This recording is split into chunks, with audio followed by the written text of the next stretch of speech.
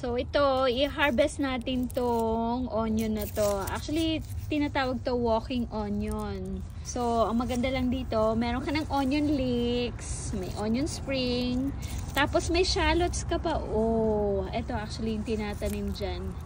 Yan. So, bubungkalin natin. Ayan. May nagbubungkal pala, hindi ako. Ayan.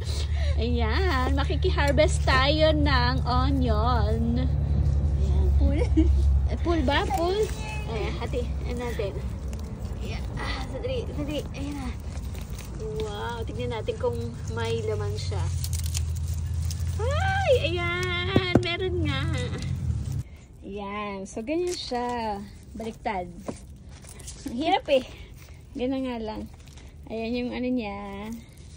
So, ayun o. Yun nasa dulo. Yan yung tumutubo. Yan yung itatanim mo. O, diba?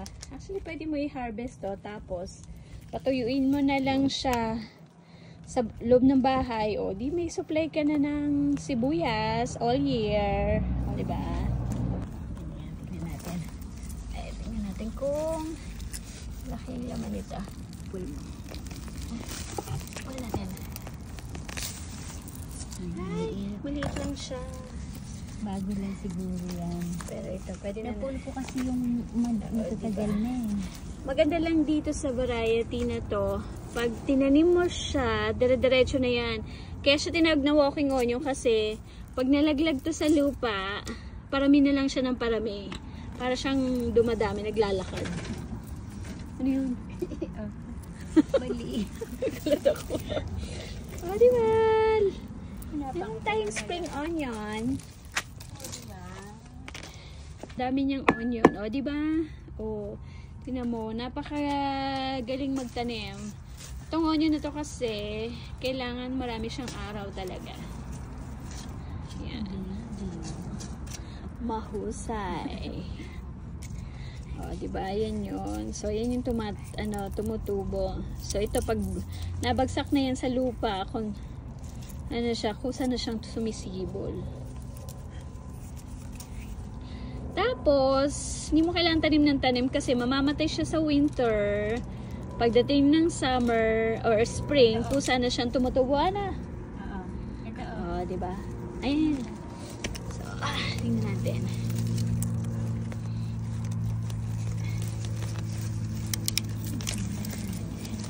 Ayan. O, ito. Medyo malaki itong laman nito. O, diba? Subus ka na. May spring onion ka pa. Salamat talaga. Buti na lang plantita to si Joanne. Nireveal. Na-reveal pala. Ayan. Kailangan mo hatakin. Hatakin ko ba? So, kala ko magbibigil ako.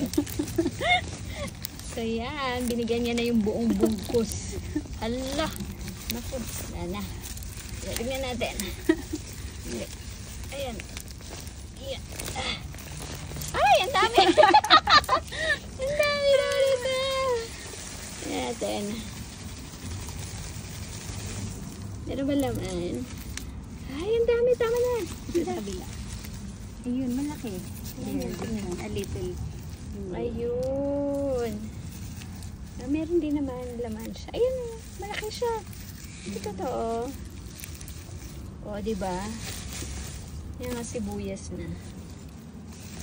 Pag may tanim, ang kapitbahay, may aanihin. Kita nyo yan, mga yan, diba? Umaano na siya sa lupa. Natatouch na. So, tutubo na siya dyan hanggang sa yan. Dadami na siya ng dadami. Gandun.